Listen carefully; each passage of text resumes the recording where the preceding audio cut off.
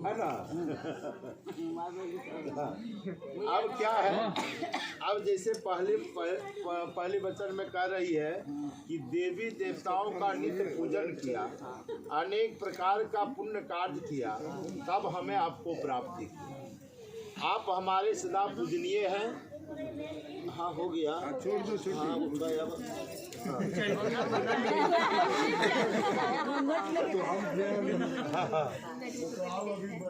इसके बाद जो है कह रही है कि मैंने जो है आप हमारे पूजनीय हैं, गृहस्थ आश्रम में सुख दुख आया करता है, आप जो है सदा सोमनीय रहे। सोमनीय मने बराबर सुख है। और पहले पहले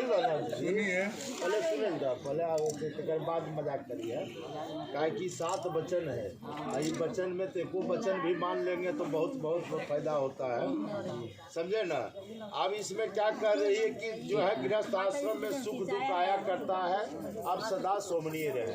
दुख भी आवे तो आप जो है चिंतन नहीं करना है, सुख भी आवे तो फिर भी जो है आनंद से रहना है, दोनों समय बराबर रहना है। अब इसीलिए हम लोग ये शिला को स्थापना करते हैं कि शिला एक पर्वत रूप है। पर्वत जैसे उसमें पर्वत का कितनों भी अंधड़ आता है, बारिश होता है, भूकंप होता है, कुछ भी होता है, तो पर्वत इधर से उधर नहीं होते हैं।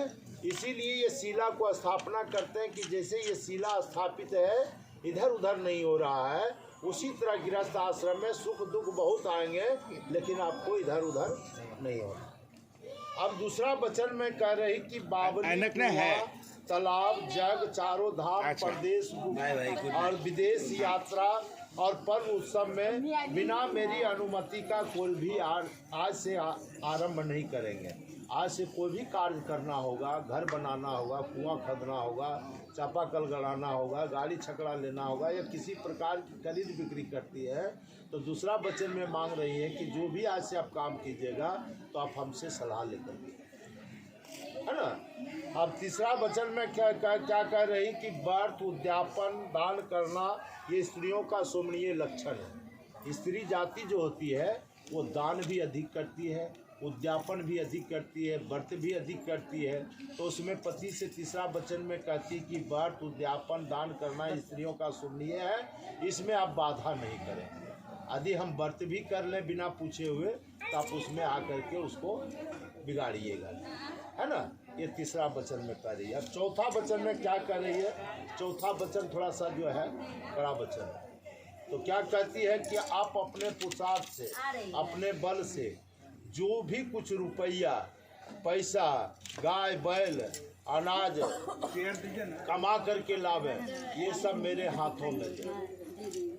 पत्नी तो कह रही है कि जो भी कमा करके लावे वो मेरे हाथों में, लेकिन ये हमारे किताब में नहीं लिखा हुआ है, लेकिन हम ये जोड़ करके बोलते हैं। दिखावे के बाद हो पंडित जी। हाँ देख रहे कहीं गीता पर मोह सुंदर। हाँ देख, जय हो भगवान, जय हो जी। सासू माँ के गोड़ तरी में ज्यादा मचल गया।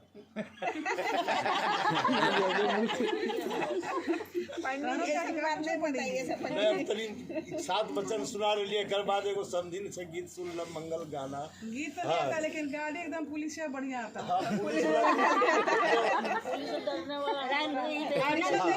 खून गिरे लगेगा।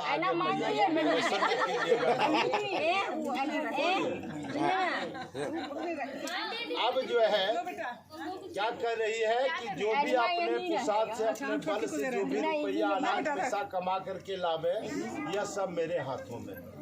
ये जो है चौथा वचन में कर रही है। लेकिन हम अपने इसमें एक वचन और जोड़ते हैं कि जिस माँ ने 9 महीना गर्भ में रखी, जिस जठराग्नि से वो जलती थी, वो उसकी, और जिस पिता ने लालन पालन करके इतना बड़ा संस्कार किया, अब पत्नी आती है तो क्या कहती है कि मुझे 16 ना दे दो, लेकिन जो 9 महीना गर्भ में रखी, जो पिता ने लालन पालन संस्कार किया, उसे भी कुछ देना है, उसे भी अंश है ना। 14 आना अपने पत्नी को दे दीजिए, लेकिन 2 आना भी माता पिता को देना है। ये नहीं है इसमें, लेकिन हम ये अलग से जोड़ करके बोलते हैं, क्योंकि पत्नी तो कहती है कि हमारे मांग में सिंदूर दिए तो हम 16 आना का अधिकार हो, लेकिन जो माँ ने 9 महीना गर्भ में रखी, कितने कष्ट से रही, वो नहीं देखी, है ना। जो पिता ने लालन पालन करके कितने बड़ा संस्कार दिए, कितने बड़ा दुख सह करके यहाँ तक आपको लाए है, तो उनको भी तो हक बनता है। आप 5वां वचन में क्या कह रहे हैं कि हाथी घोड़ा, पहले त्रेता द्वापर में हाथी घोड़ा लिया जाता था, अभी क्या है कि 4 चक्का गाड़ी लेना है, या कुछ घर बनाना है, मकान खरीदना है, या किसी प्रकार की खरीद बिक्री करना है। ये कह रही कि बिना मेरी अनुमति के लिए कोई भी कार्य को आरम्भ नहीं। किसी लड़की को भी बिना अनुमति के नहीं देखना, समझे ना। अब जो है 5वां वचन सुनिए, अच्छा ठीक है। 5वां वचन में क्या कर रही है कि हीरा मोती नवरत्न सोने चांदी के बने हुए तरह तरह के आभूषण विवाह के समय पहना करके फिर उतारने। ये क्यों कहा जाता है और ये क्यों कहते हैं? पहले के युग में था कि हम लोग शादी विवाह करते थे, यदि हमारी शक्ति नहीं होता तो मैं अड़ोस पड़ोस इधर उधर से भी मांग करके गहना चढ़ा देते, उस गहना को फिर वापस ले लेते थे। लेकिन ये कलयुग में क्या कर रही कि जो भी आप आभूषण गहना जो भी आप चढ़ाइएगा, या विवाह के समय में यदि हम पहन भी लें तब गुस्सा में जा करके उसे उखाड़ मैंने उसको जो है उतार नहीं। इसलिए ये 5वां वचन 6ठा वचन में क्या कहती है? 5वां वचन में ये बोली। अब 6ठा वचन में कहती कि भाई बंधु के घर में जब मंगल्य कार्य हो अब मुझे नहीं बुलाया जाए, यदि बिना बुलाए मैं चल भी जाती हूँ तो आप वहाँ जाकर के अपमानित नहीं करें। सती क्या की थी? शंकर भगवान बहुत मना किए थे, और मना करने के बाद वो चले गए राजा दक्ष के यहाँ जग में। और राजा दक्ष के यहाँ जब जग में गए तो जग में क्या देखे कि सारे देवी देवताओं जितने भी जो है जगत में देवी देवता था सबका स्थान दिया हुआ था, लेकिन शंकर भगवान का स्थान नहीं था, क्योंकि ससुर दामाद में दोनों बहुत भयंकर झंझट चल रहा है ना। उसी गुस्सा से कहा कि हम इसको स्थान ही नहीं देंगे। जब सती वहाँ पहुँची, पहुँचने के बाद वो क्या देखी कि सारी देवी देवता का स्थान है, मेरा पति का जो महादेव है सब देवों में महादेव है और उन्हीं का स्थान नहीं है। इसलिए वो अपने पिता के जग को क्या किए कि अग्नि में वह जाकर के बास है। तो इसलिए उसी समय से कि जो है पत्नी कहती है कि भाई बंधु के घर में जब मंगल्य कार्य हो और मुझे नहीं भी बुलाया जाए, यदि बिना बुलाए मैं चल भी जाती हूँ तो आप वहाँ जाकर के अपमानित। ये 6ठा वचन है। 7वां वचन है। अब वर का भी 5 वचन है। 7 वचन आपको मंजूर है बाबू? ठीक है। आप वचन और कि पत्नी को कुवचन नहीं कहेंगे। अब वो तो हो ही गया। अब जैसे है अपमानित करना अलग हो गया, एक होता है कि हर बात में कुवचन बोल दिया, कुवचन नहीं। हाँ, अब जो है देखिए, अब वर का भी 5 वचन है बेटा। तो वर पहला वचन में क्या कर रहे हैं इसको ध्यान से सुनिए कि जब तक मैं घर में रहूं, जब तक मैं घर में रहूं तब तक तुम कीड़ा अमोद प्रमोद करो, शरीर में तेल उट्टन भी लगा करके, चोटी गुथा सामाजिक उत्सव में भी जाओ, देवताओं का दर्शन भी करो, किसी से हंसी मजाक भी करो, पराए घर भी जा सकती हो, पर जब मैं घर में नहीं रहूं तो ये सारे चीज़ से मुंह मोड़ लेना है ना। ये नहीं कि आप प्रदेश गए और हम चले चिलेमा देखने, वो नहीं होना चाहिए। तो वर पहला वचन में कह रहे हैं। अब दूसरा वचन में वर क्या कर रहे हैं कि ये शादी का 5 साक्षी है। हम लोग जो शादी में यहाँ हैं तो कौन कौन है? विष्णु है, अग्नि है, ब्रह्मन है, स्वजाति है, भाई बंधु है, और 5वां क्या है? ध्रुव है। तारा तो बहुत है, करोड़ों है, लेकिन हम लोग ध्रुव को क्यों मानते हैं? उसका कोई कारण है ना। तो ध्रुव ऐसा चीज है कि वो कितनों कुछ होगा, लेकिन जो अपने जगह पर टिका हुआ है वो अपने जगह पर ही टिका रहेगा, इधर से उधर नहीं होगा। वैसे ही पति पत्नी का जीवन होता है, एक डोर से बांधा हुआ रहता है। वो भी कहते हैं कि जैसे ध्रुव स्थिर रहता है वैसे कि तुमको भी ध्रुव के ऐसा एक जगह स्थिर रहना होगा, है ना। ये काम कैसे करेगी स्थिर रहेगी? हाँ, काम तो करवे करेगी, लेकिन स्थिर रहना, देखिए स्थिर रहने की मतलब एक जगह स्थिर रहना। जैसे इसका मतलब है खुल करके आपको बताते हैं, इसका मतलब होता है कि पति जो है दूसरे वचन में कह रही है कि एक जगह स्थिर रहना।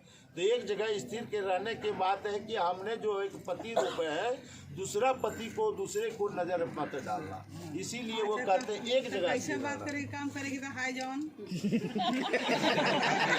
अब आपका जो है प्रश्न का उत्तर हम उठेंगे तब देंगे। बाद में देंगे।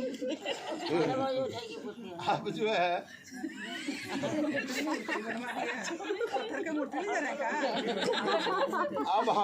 अब जो है वर्ग तीसरा वचन में क्या कह रहे हैं कि हमारे चित्त के अनुकूल चित्त रखना, हमारे चित्त के अनुकूल चित्त रखना और हमारे वाक्य का उल्लंघन नहीं करना, जो कुछ मैं कहूँ सदा हृदय में रखना, इस प्रकार मेरी पतिव्रता का पालन करना। ये नहीं कि हम कुछ कहे और तुम जाके माँ पास बोल दो और वो लड़ा करने लगे हमसे, तो वो बात नहीं होना। इसलिए पति कह रहे हैं कि जो भी मैं कुछ कहूँ उसे हृदय में बात करें। अब जो है चौथा वचन में वर क्या कह रहे हैं कि मुझे जिस प्रकार से संतोष वही कार्य करना है। इन्हें कि हमको किया है कहेंगे कि ये बउआ बोलते एक गिलास पानी ला दो, बस अभी हम काम कर रहे हैं, पानी तुमको सूखता है। वो है ना वो कौन पिक्चर अनिल कपूर का दिखाया था एगो, बहू को पानी मांगा, बहू को पानी मांगा तो भैंसुर को क्या बोलते हैं, हमको नौकरना जो है खरीद के लाए हैं, हम तो बड़े घर की बेटी जो हम घर में पानी नहीं पीते थे तो यहाँ आकर तुमको पानी कैसे दे सकते। तो वैसे वो नहीं होना चाहिए। यहाँ संतोष क्या करे, जिस प्रकार से मुझे संतोष हो वही कार्य करना, हमारे भाई बंधु के साथ आदर और भक्ति भाव रखना होगा। हे पतिव्रता धर्म के पालन करने वाले, यह मेरी आज्ञा का पालन करना होगा, जो मैं जो कहूँगा उसे आज्ञा का पालन करना होगा। ये चतुर्थ वचन बोल रहे हैं। आप पांचवा वचन में क्या कह रहे हैं वर, कि बिना पत्नी का गृहस्थ धर्म का पालन नहीं हो सकता। ये गृहस्थ धर्म है, बिना पति के बिना पत्नी अधूरा है और पत्नी के बिना पति अधूरा है ना। जब राम जी जग किए थे उस समय सीता नहीं थी, तो क्या किए थे, सोना की प्रतिमा बना करके वो सीता के रूप में जाकर के जगशाला में बिठाए थे। तो वैसे ही गृहस्थ आश्रम में क्या करे, बिना पत्नी का गृहस्थ धर्म का पालन नहीं हो सकता है। अतः तू मेरी विश्वास पात्र बनो, अब तू मेरी बामंगनी बनो, यह मेरा वाक्य है। यह वर का जो है पांचवा वाक्य कहे है, ये दोनों को मंजूर है ना, है ना। बोलिए शंकर भगवान की जय।